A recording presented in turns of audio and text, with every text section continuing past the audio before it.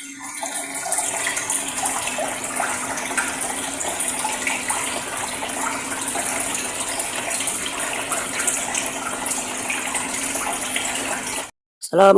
warahmatullahi wabarakatuh. Kembali lagi dengan YouTube channel saya Pra Muslim.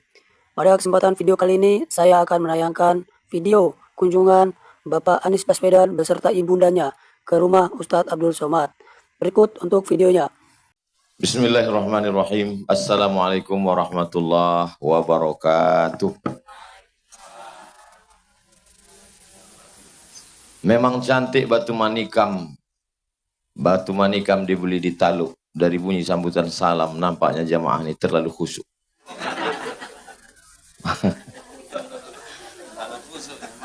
Memang cantik batu manikam. Batu manikam dibeli di Pulau Buru. Dari bunyi sambutan salam, nampaknya jamaah ini terlalu haru.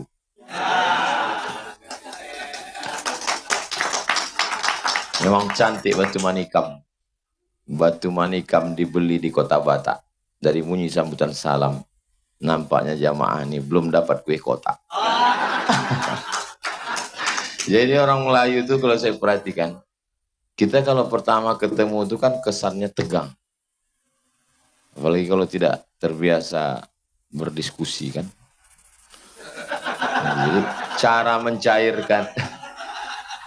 mencairkannya itu dengan pantun. Nah, itu saya pahami filosofi Melayu. Oh, dengan berpantun itu dia jadi nyantai, jadi slow. Memang cantik batu manikam, kena cahaya matahari berkilau-kilau. Awalnya pokok kayu ini hitam, begitu datang Pak Jazil berubah jadi hijau.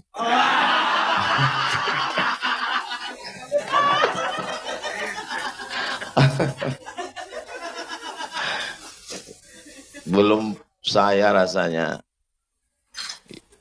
malam inilah lah, pokok kayu ini hijau inilah karena ada Pak Gus Jazil, ada Pak Wahid. Kami ini anggota dari Asosiasi Abdul Internasional. Ada Abdul Somad, ada Abdul Wahid, dan tentu aja ketuanya Abdul Muhaimin.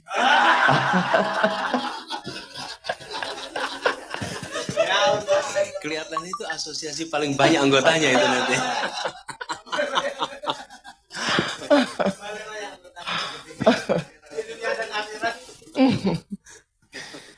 Saya baca, Bu.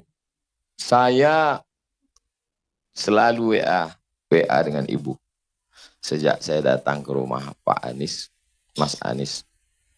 Selalulah WA saya bilang, saya mau Ibu menjenguk kami ke Riau.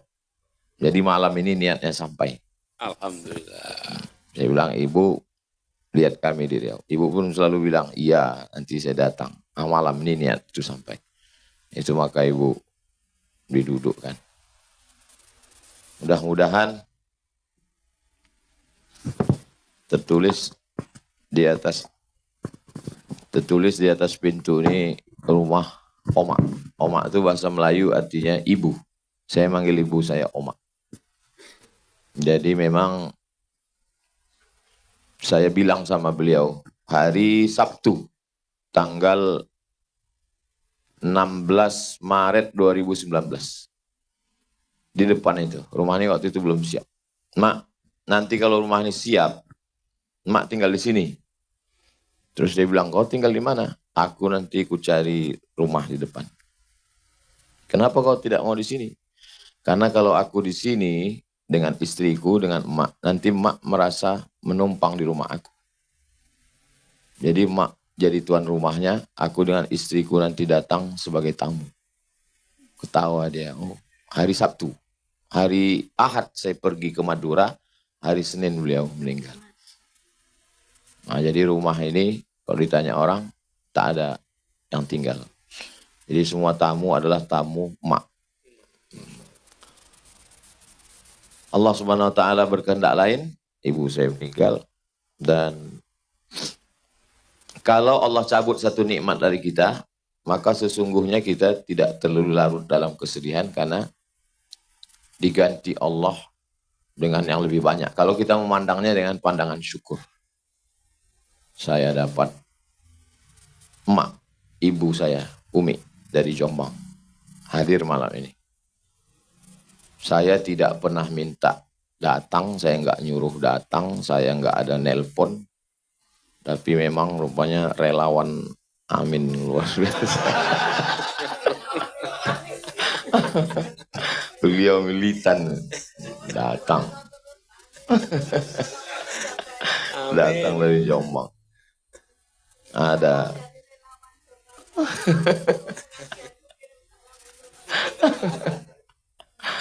Amin. Waalaikumsalam. Insya Allah. Allah.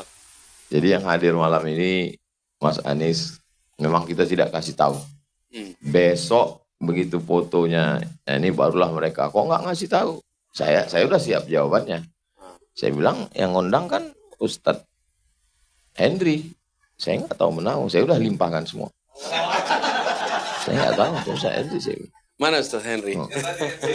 Ya enggak, makanya sudah tidak ada di sini. Oh, ada di belakang situ. Kalau Tuhan memberitahu di Indragiri. Masalah kedatangan Mas Anies aku tak tahu menau karena yang mengundang Ustaz Henry. Udah siap. Nggak tahu. Nah, itu jadi udah siap semua jawab. Ada Bang Ade dari DPRD Provinsi, ada Ustadz Kurtubi tim UAS DKI. Yap. Nah, jadi waktu ke rumah Mas Anies beliau yang ngatur jadwal. Ada Bang Bakar, caleg dari DPRD Kota Pekanbaru. Ada Pak Is, di bangunan semua di Yayasan Tabung Wakaf Umat. Saya dengan teman-teman lebih kurang 35 orang. Waktu COVID, Mas Anies, kita nggak bisa keluar, akhirnya kita duduk bersama 6 Juni 2020. Pas Duduk COVID. bersama, COVID, nggak tahu mau kemana, judulnya mau dibawa kemana hubungan kita. Akhirnya terbuatlah yayasan yang tempat laki-laki. Yang ini perempuan, Yayasan Pendidikan Hajah Rohana, nama emak. Jadi laki-laki pisah. Lebih kurang 20-an kilometer. Kemudian ada Ustadz Ahmad Mukhlisin, adik kelas saya di Mesir. Ada Bang Hardi Hud, adik dari Bang Huzrin Hud. Langsung datang dari Batam. Pun juga tidak diundang. Dapat selebaran katanya. Apa betul Mas Anies mau datang ke rumah Ustadz? Saya bilang saya nggak tahu. Semua Ustadz Henry. Coba tanya Ustadz Henry, ditanya. Datang pagi tadi sampai. Kemudian ada Ustadz Ardi. Ustadz Ardi pun saya nggak kasih tahu. Ustadz Ardi katanya mau datang, datanglah Ustadz Ardi dengan Kak Zia. Ustadz Ardi, istri Ustadz Ardi dengan Ustazah Fatimah, saudara kandung. Ustadz Ardi dari Kuningan.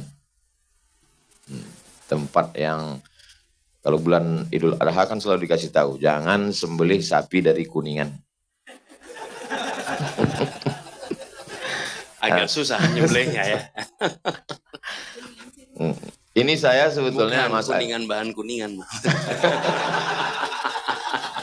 Saya bawa mereka nih, Mas Anies, saya bawa mereka nih ketawa karena tadi malam mereka ini udah banyak yang hampir memukul TV pecah. Nah, jadi hari ini jangan sampai malamnya mereka tegang juga lagi itu maksudnya. Ustadz Ardi, ada Ustadz Aslam, kakak ipar saya, kakak Ustazah Fatimah. Ada Ustadz Samsul, ada Muhammad. Yang paling jauh dari Jombang bawa mobil sendiri, jalan darat. Ibu, minum ibu. Bismillah. Jalan darat dari Jombang, bawa mobil. Ustadz Faisal, Masya Allah. Di samping Ustadz Faisal ini yang kita bingung. Orangnya udah sampai duluan, Ya. habis itu keluar lagi, Ya. baru dipasangkan tanjak, baru masuk lagi. Jadi saya bilang, nanti Pak Man Ali, begitu Mas Anies datang, Pak Man Ali pura-pura datang dari sana. Baru saya pasang. Diupacarakan Iya. lagi. Saya ke Palu ke rumah Pak Mat Ali beserta ibu. Masya Allah, tabarakallah. Pisang emas bawa berlayar, masak sebiji dalam peti, hutang emas dapat dibayar, hutang budi dibawa mati. Nah itu jadi, alhamdulillah hari ini, malam ini, datang beliau kemari, terasa bisa menyambung silaturahim. Kalau tidak, di Palu itu jumpa saya lah, orang beberapa tokoh di Palu. Ada yang saya penasaran Ustaz Somad, kata orang Palu. Apa Pak, saya bilang. Gimana orang Riau itu bisa makan durian pakai ketan, kata dia.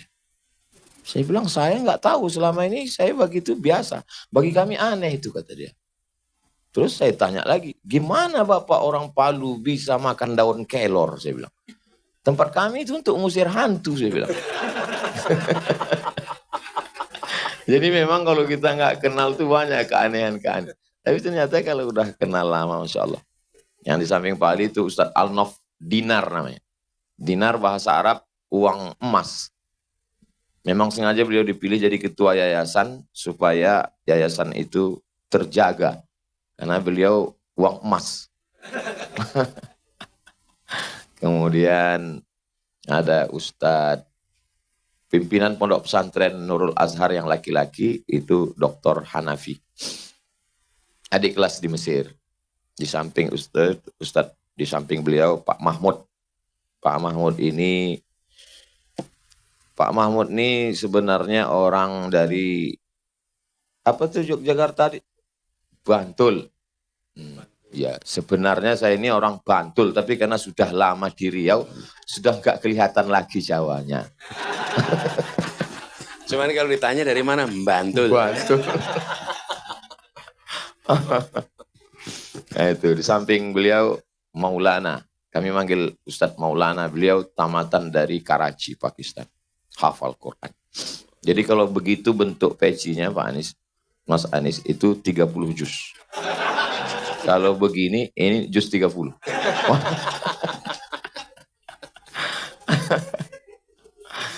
Yang perempuan saya tak kenalkan satu-satu. Karena nanti kalau saya kenalkan ini namanya ini dari ini, curiga pula istri saya.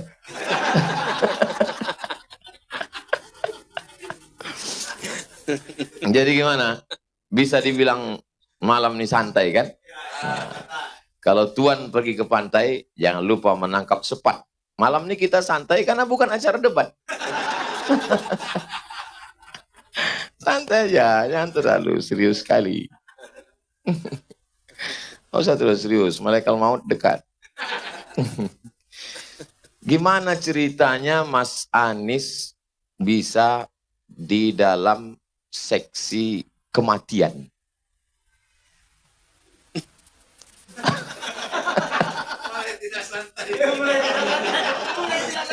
Belum apa-apa sudah kematian kita ngomongin. Gimana ceritanya itu? Ditempatkan di divisi seksi bagian kematian. Dengar juga rupanya.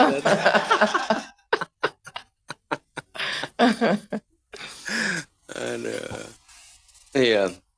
Tapi gini, alhamdulillah kita malam ini bisa sampai. Ustaz, betul, Ustaz.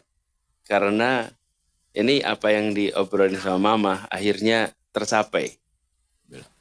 Saya tadi di jalan tanya, Mah, udah yang keberapa ini ke Pekanbaru? Belum pernah ke Pekanbaru. Jangan ditanya yang keberapa kan. Ini pertama kali ke Pekanbaru. Masya Allah. Jadi alhamdulillah sampai. Alhamdulillah. Dan niat panjang itu paling nggak kalau buat saya udah lunas, Ustaz. Oh. Udah lunas, jadi Mama sudah sampai ke tempatnya Ustaz. Alhamdulillah. Insya Allah. Jadi ke depannya nanti gantian, tinggal nunggu Ustaz kembali lagi ke tempat Mama. Amin, Ya. amin, amin, amin. Ini ngomong-ngomong soal kematian, bukan kematiannya, tugasnya. Jadi yang tadi Ustaz tanyakan itu. Ini gini Ustaz, jadi ceritanya. Saya ini kan baru masuk SMP. Masuk SMP, pengen ikut OSIS. Ya. Jadi saya tanya sama yang pengurus OSIS, bisa nggak saya ikut OSIS? Boleh. Terus mau dikasih tugas apa? Saya nurut aja dikasih tugas apa. Jadi terus saya dipanggil, kamu tugas bagian pengabdian masyarakat. Ini pengabdian masyarakat. Saya bilang, siap pengabdian masyarakat. Tidak tahu juga apa itu pengabdian masyarakat. Iya. Ini kan kelas 1 SMP. Jadi saya terima, terus ternyata pengabdian masyarakat itu tugas utamanya mengumumkan dan mengumpulkan uang duka kalau ada yang meninggal. Jadi kalau di sekolah dia meninggal. Nah, sekolah saya itu di Jogja, satu angkatan 10 kelas. Jadi 3 angkatan itu, 3 angkatan ya. Itu jadi 30 kelas, Ustaz. Ternyata yang meninggal banyak, Ustaz. Kan ini 10 kelas, jadi 440 anak per angkatan, kali 3. Plus keluarganya. Jadi bisa dibilang 2 minggu sekali pasti ada yang meninggal. Apa neneknya, apa kakeknya, apa saudaranya, dari yang ada di sekolah itu. Jadi kita itu selalu dapat tugas itu. Maka kalau ada yang meninggal, kami bertiga nih, ngetok kelas, bagi yang 2 keliling bawa besek. Besek itu apa ya? Besek itu bakul. Kotak yang dari bambu. Dari bambu. 1 mengumumkan, 2 keliling. Jadi kita selalu sampaikan telah meninggal dunia siapa. Kemudian uangnya keliling kotaknya kumpulin uang. Terus muter.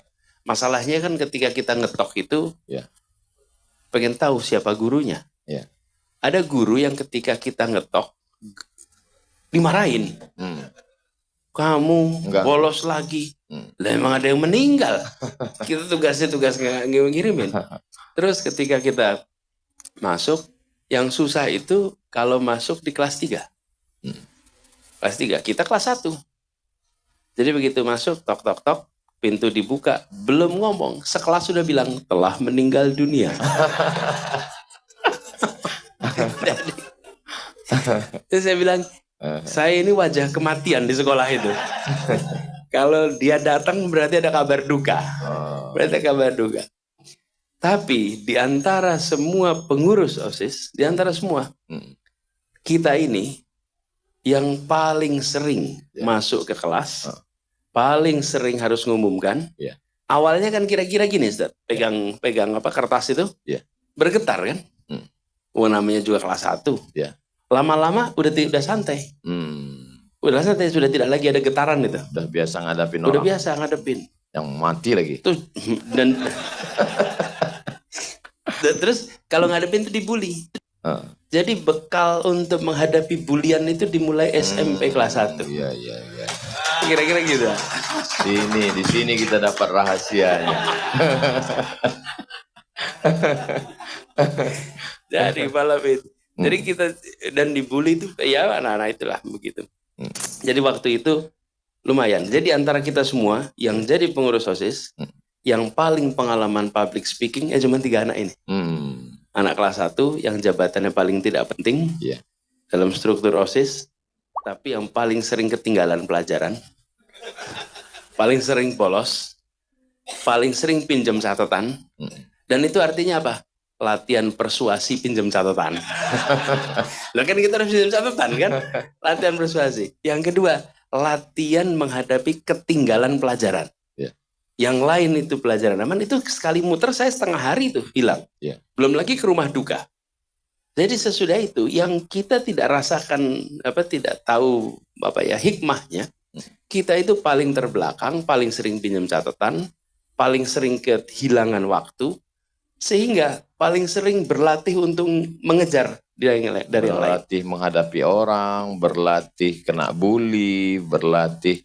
Termasuk juga ada satu Mas Anies, saya ketemu punya sahabat Bupati 2 periode.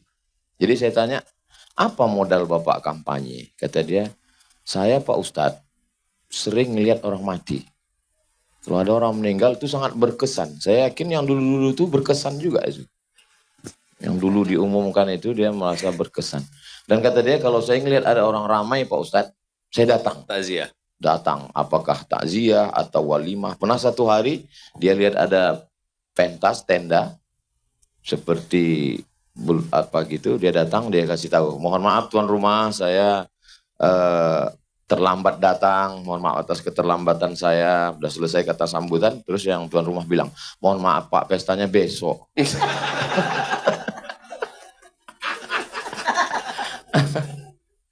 Kemudian Mas Anies lanjut, bisa jadi ketua OSIS se-Indonesia. Itu gimana ceritanya? OSIS itu kan satu sekolah.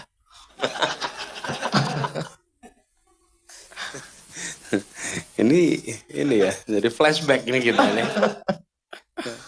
Iya, jadi itu unik itu Ustadz. Karena begini, pada waktu itu dikumpulkan ketua-ketua OSIS se-Indonesia Iya. di Jakarta. Menterinya Fuad Hasan. Oh, Masya Allah. Menterinya Fuad Hasan. Kemudian, jadi gini, Pak Fuad Hasan itu waktu itu bilang, ini Mohon kata maaf, beliau nih. Mas Anies. Pak Fuad Hasan itu waktu itu cerita, beliau mengatakan, saya baru dengar ketika saya mahasiswa. Dia bilang, kita akan memiliki kekosongan kepemimpinan gara-gara NKKBKK tahun 78. Ya. Kata Pak Fuad. Jadi, dia pikir harus ada sebuah terobosan di tingkat perguruan tinggi dan SMA. Nah, terus kemudian dia bikin program-program itu yang tujuannya untuk leadership. Nah, jadi dikumpulkanlah kita semua. Se-Indonesia, saya dari Jogja berangkat mungkin kira-kira 10 atau 15 ketua OSIS, berangkatlah saya ke Jakarta. Lalu di Jakarta dikumpulkan itu mungkin 500 lebih 600. Nah, kita training di situ mungkin 2 minggu atau 3 minggu pelatihan itu. Nah, di masa itulah kemudian di antara para ketua OSIS itu dipilihlah ketua OSIS. Nah, pas ketua OSIS itu kita harus kampanye, Ustaz. Iya. Bagaimana coba kita kampanye? Wong semua orang itu baru kenal. Jadi di setiap provinsi ngajuin satu, saya diajuin dari Jogja. Saya kelas 1 SMA. Kelas 1. Kemudian berjajarlah semua. Nah, kok kebetulan saya ini bagian terakhir ngomongnya itu. Jadi semua bilang harus begini, saya mau begini, saya semua gitu. Udah sampai bagian saya, apalagi mau saya omongin. Jadi saya bilang, kita udah dengar semuanya, tinggal dipilih saja menurut teman-teman mana yang paling pas jadi ketua OSIS. Malah saya yang kepilih. Masya Allah. Jadi semua bicara rencananya apa, saya malah udah nggak ngomong rencana lagi. Karena ketika saya dengerin semua orang sudah bilang, kita akan begini, kita akan begini. Mungkin kita di sini setahun, enggak kan? Jadi saya bilang kita udah pilih saja di antara semua yang kira-kira paling pas. Silahkan dipilih, gitu kira-kira. Dan malah terpilih jadi ketua OSIS. Jadilah saya ketua OSIS dari para ketua OSIS itu. Tapi yang paling menarik kejadiannya, saya ingat ada satu kejadian, ada teman hotelnya itu, hotel tempat kita tinggal di Kemang. Grand Kemang, nggak tahu sekarang masih ada nggak itu? Enggak, Kemang Garden Hotel. Itu kami seumur-umur juga baru lihat ada pintu yang seukuran dinding. Kalau sekarang normal, pintunya itu kaca seukuran dinding, jadi tidak pakai frame, yang kaca penuh tuh. Nah, kita dari Jogja baru tuh lihat begitu. Di mana-mana kalau kaca selalu pakai frame. Ini kaca tidak pakai frame. Kalau sekarang kan kita tahu istilahnya itu apa? Kaca apa sih namanya? Kaca yang kalau pecah hancur itu. Tempered. Jadi waktu itu, nah, gara-gara itu, pagi-pagi kita harus 6 pagi, ada seorang teman dari Papua, dia bangun terlambat, dia lari luar biasa cepat, dia terabas kaca yang besar itu. Dan diterabas, hancur, biar gitu. Dan ketika hancur, yang menabraknya tetap lari terus sampai ke lokasi acara gitu. Hanya benjol aja sedikit, kacanya hancur total. Gitu. Jadi memang pelatihan itu tuh ini berkesan. Nah, ada satu cerita teman, Ustadz, ini cerita pelatihan begitu, kita kan banyak dikirim. Ada satu orang teman itu berangkat ke pelatihan begitu, setiap pagi itu lari pagi.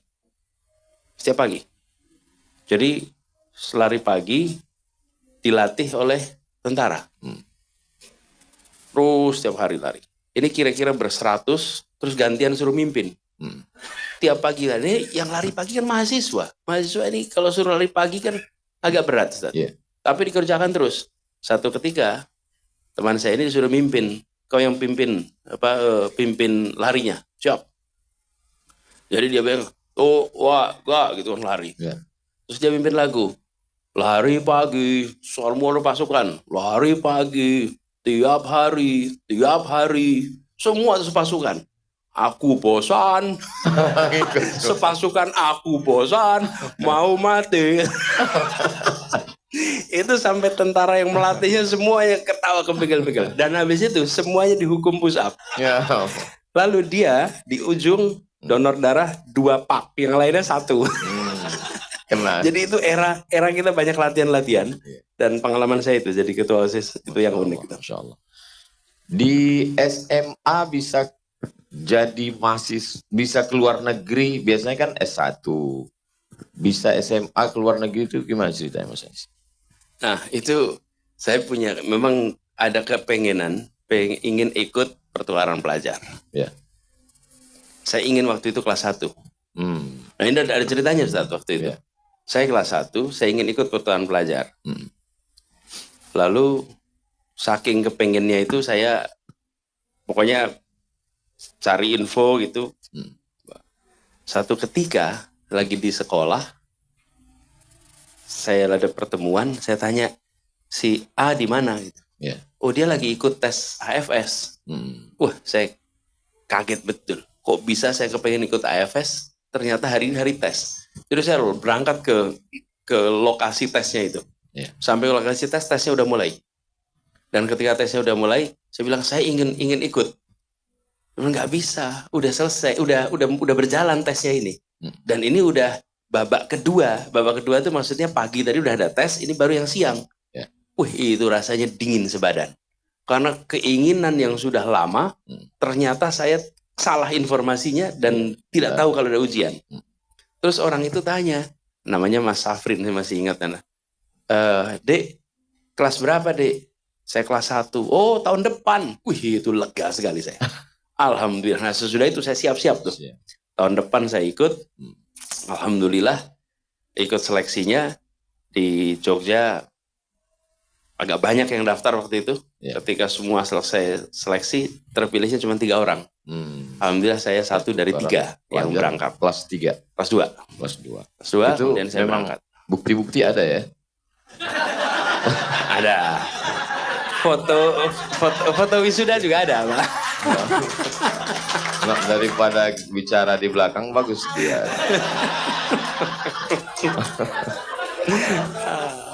Asli. Masuk ya, barangnya masuk. Itu kan bisa ketika dari mulai SMP kemudian sampai di SMA, sepertinya bagi ibu apa beda seorang Mas Anies dengan anak-anak yang lain?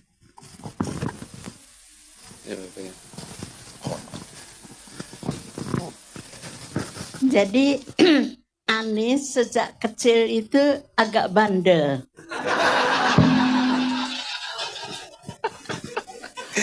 Agak bandel.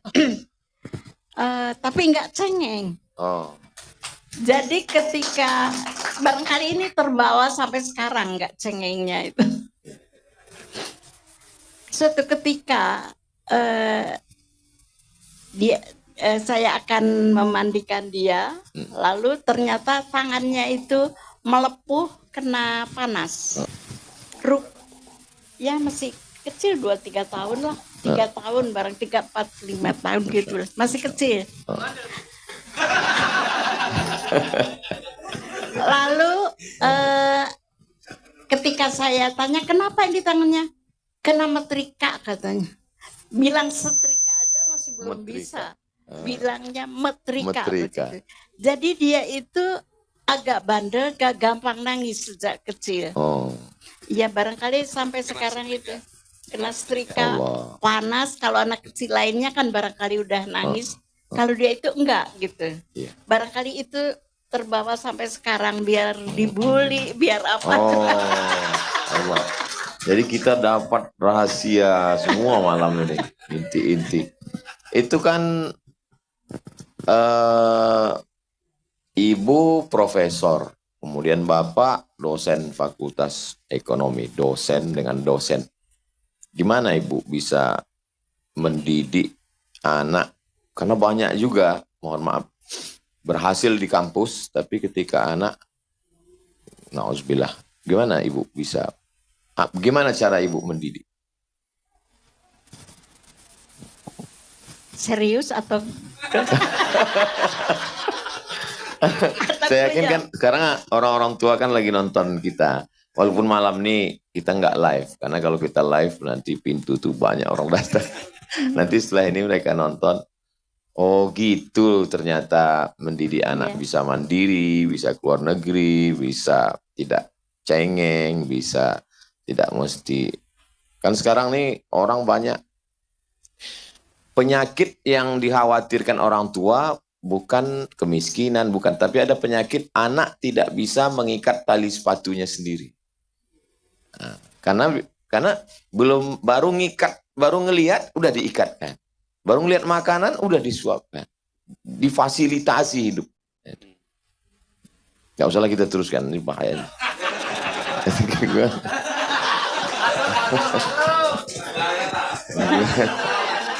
Apa Ibu biarkan? Ada ordal nanti ya. Gimana cara Mama Ibu? nggak tahu ordal, Mak. saya takut nanti anisnya. Nggak apa-apa, cerita aja. Nanti kalau ada apa-apa kita edit.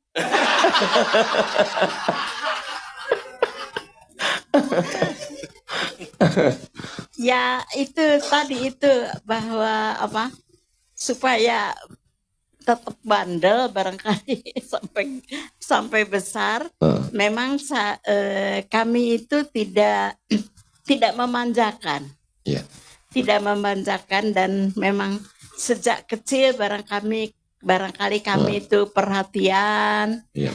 Sejak kecil kami biasa mendekatkan diri pada Anis supaya ada kedekatan, supaya merasa aman barangkali karena kedekatan itu akan menyebabkan rasa aman, dan rasa aman ini barangkali akan menyebabkan terbawa pula sampai dewasa, sampai besar.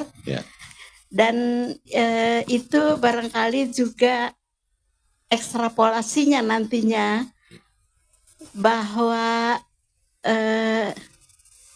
kita itu tidak perlu risau, tidak perlu sedih, tidak perlu terlalu memikirkan sesuatu, karena lah itu kalau ada kalau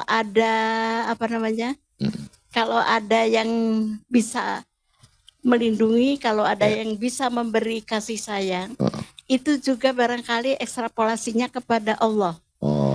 Jadi insya Allah kalau anak itu barangkali merasa aman, insya Allah terbawa juga sampai dewasa, bahwa dia merasa bahwa tidak perlu risau, insya Allah ada Allah. Ada Allah, itu barangkali aplikasinya. Juga barangkali kedisiplinan, sejak kecil juga kami biasakan untuk segala sesuatu pada tempatnya, sehingga nanti bahwa dalam hidup ini ada aturan-aturan yang harus dipegang, bahwa ada aturan-aturan yang harus diikuti. Sholat harus tepat waktu, pergaulan tidak boleh menyimpang dari aturan-aturan yang ada etika yang harus dipegang dan sebagainya. Nah itu barangkali itu sejak kecil kita biasakan. Sejak kecil dibiasakan untuk disiplin begitu. Jadi sama nambahin sedikit, Mak. Kalau tadi kan Ustadz cerita soal tali sepatu. Saya ini bukan cuman suruh nyari, tapi ngikat tali sepatu sendiri. Dikeroyok pun gak dibantuin. Jadi saya lagi dikeroyok gak dibantuin. Satu ketika Oh, jadi udah terbiasa dikeroyok. satu ketika pulang itu sudah penuh Kena pasir. keroyok. Sudah penuh pasir dan ada teman-teman yang ngikuti dari belakang. Lalu saya melihat dia ini kira-kiranya berbahaya tidak? Kalau tidak berbahaya ya sudah biarkan. Jadi barangkali dia saya sendiri yang mama ini bermasalah. pulang. Ceritanya saya juga baru tahu kemudian. Saya nggak ingat. Setelah sering-sering dikeroyok ini. Jadi waktu itu ada kejadian gini. Anak saya, ingat beberapa tahun lalu ada peristiwa Smackdown itu. Smackdown. Nah, rupanya anak saya itu main di kelasnya kena Smackdown. Lalu dibawa ke dokter. Jadi ketika di rumah saya cerita sama adiknya ibu. Ini si Mikael kena Smackdown. Terus adik ibu cerita, dulu itu Anies begitu. Apa ceritanya? Nah, baru ceritanya keluar. Jadi saya baru tahu kemudian. Jadi rupanya saya berkelahi dengan anak-anak sekampung. Saya dikeroyok. Ibu pulang. Ngajar, naik motor. Sampai depan rumah lihat Anies dikeroyok. Ditonton dari jauh. Jadi, betul nggak, Ma? Jadi bukannya didatengin, dipisah atau diselamatkan, membuat mandiri. Jadi ada yang jadi pertanyaan saya yang malam ini belum saya tanya, saya sudah dapat jawabannya. Bagaimana cara mengendalikan emosi, bisa tenang, bisa tidak terpancing. Ternyata ini biasa dibully di kelas, biasa. Ketika tidak kampanye jadi ketua OSIS nasional, dipilih orang. Tentu saja nggak ngomong dipilih orang, apalagi ngomong kan. Itu. Kemudian tentu saja Mas Anies 20-30 tahun yang lalu bisa kita bayangkan bagaimana gantengnya. Leadership, cerdas, dapat beasiswa, dengan kebebasan tinggal di negara barat. Bagaimana Mas Anies mengontrol diri? Pertama saya ingat ketika kuliah. Waktu kuliah saya dapat kesempatan untuk pergi waktu itu ke Jepang, Ustaz. Ada sebuah program jangka pendek, menulis artikel, nulis karangan saya berangkat. Nah waktu mau berangkat, itu dapat mentor dulu dari ibu sama nenek saya. Dan pesannya waktu itu, pokoknya Anies boleh berada di negeri orang, tapi tidak boleh menjadi orang asing. Tetap harus bawa nilai Islam, nilai Indonesia. Itu dipegangin. Islam, Indonesia. Malah kalau nenek saya lebih tegas lagi, Anies tidak boleh punya pacar di Jepang. Udah jelas tuh, nggak boleh. Itu poin karena penting. saya masih kuliah waktu itu. Beliau belum tahu bahwa saya sudah punya. Saya belum tahu tuh. Saya belum cerita. Gitu. Sebenarnya udah aman, berangkat aman, pulang aman, gitu kan. Nah, jadi akhirnya begitu. Tapi memang selama masa kuliah, masa itu, ibu dan nenek saya itu konsisten menjaga, menitipkan soal bagaimana menjaga diri. Dan ibu, nenek, lagi-lagi perempuan yang berperan. Iya. Perempuan. Dua-duanya. Jadi perempuan-perempuan. Kelihatannya kita limited, tapi sebenarnya ini nanti akan ditonton banyak orang, semua calon-calon pemilih. Itu tegas sekali, nenek dan ibu.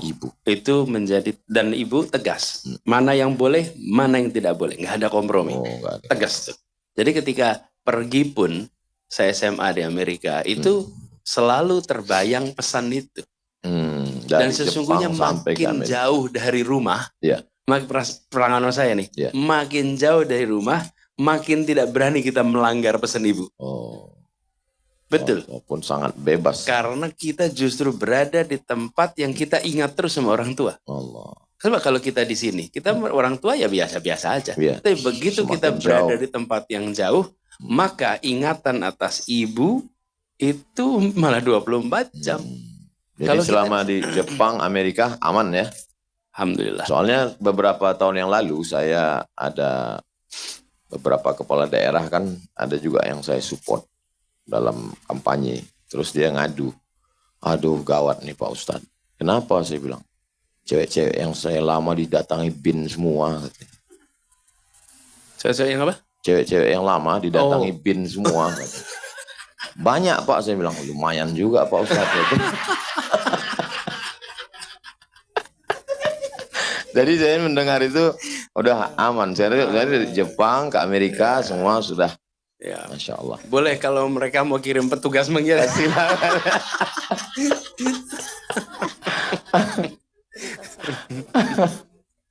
Kenapa?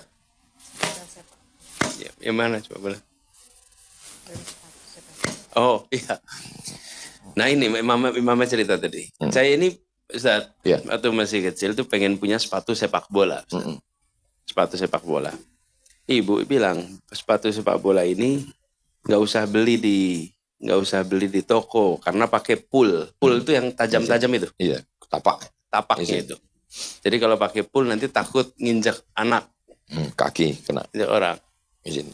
Jadi kemudian takut nginjak. Jadi saya dibelikan sepatu, nggak dibelikan, dipanggilkan di tempat kami itu ada namanya Kiai Nakman. Iya. Allahyarham. Kiai Nakman Zaini itu dengan ayah saya mengurusi masjid di sebelah kita. Beliau itu usahanya kulit. Jadi kata orang tua saya udah pesan aja sepatu kulit dari Kiai Nakman. Jadi dipesan karena sepatu kulit. Sepatu kulitnya tanpa pul. Ada tapak. Tanpa tapak. Jadi saya sebagai anak yang taat pada perintah orang tua, jadi saya ikut aja dikasih sepatu sepak bola pakai kulit tanpa pul. Bagus, sampai ke lapangan itu nggak bisa dibedakan sama sepatu ski. Meluncur, jempalit. Jadi ini ongkos ketaatan. Ada harganya. Ada harganya. Dan itu sekali-sekalinya pakai. Walaupun memang sepatunya luar biasa keras di depan itu. Jadi kalau kita mendang bola, kekuatannya bisa naik 1,5 kali lipat. Karena ujung pulnya itu, ujung sepatunya itu seperti ada keras sekali. Tapi ya begitulah, kita masa-masa itu masa-masa ya unik-unik. Tadi kan yang membuat selamat itu ibu, nenek, disiplin, keyakinan bahwa ada Allah, tapi juga kan karena ada hati yang sudah terikat. Gimana pertemuannya? Ya.